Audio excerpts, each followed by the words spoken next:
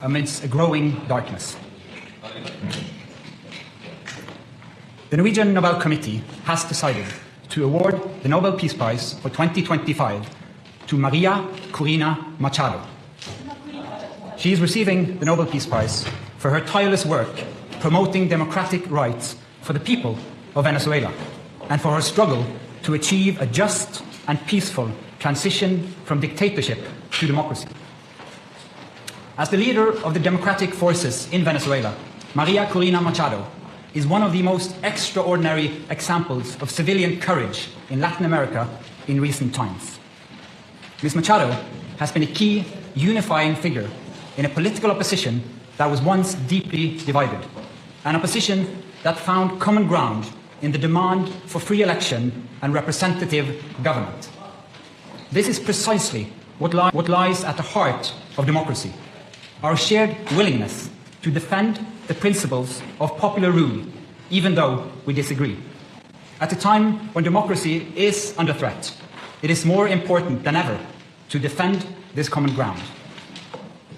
Venezuela has evolved from a relatively democratic and prosperous country to a brutal and authoritarian state that is now suffering a humanitarian and economic crisis.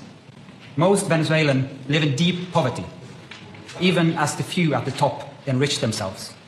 The violent machinery of the state is directed against its own population. Nearly 8 million people have left the country. The opposition has been systematically suppressed by means of election rigging, legal prosecution, and imprisonment.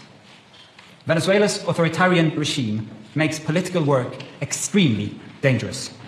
As the founder of Sumate, an organization devoted to democratic development, Ms. Machado stood up for free and fair elections more than 20 years ago. As she said, it was a choice of ballots over bullets.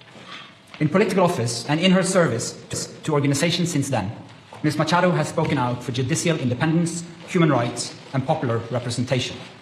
She has spent years working for the freedom of the Venezuelan people. Ahead of the election of 2024, Ms. Machado was the opposition's presidential candidate, but the regime blocked her candidacy. She then backed the representative of a different party, Edmundo González Urrutia, in the election. Hundreds of thousands of volunteers mobilized across political divides. They were trained as election observers to ensure a transparent and fair election. Despite the risk of harassment, arrest, and torture, citizens across the country held watch over the polling stations. They made sure the final tallies were documented before the regime could destroy ballots and lie about the outcome. The efforts of the collective opposition, both before and during the election, were innovative and brave, peaceful and democratic.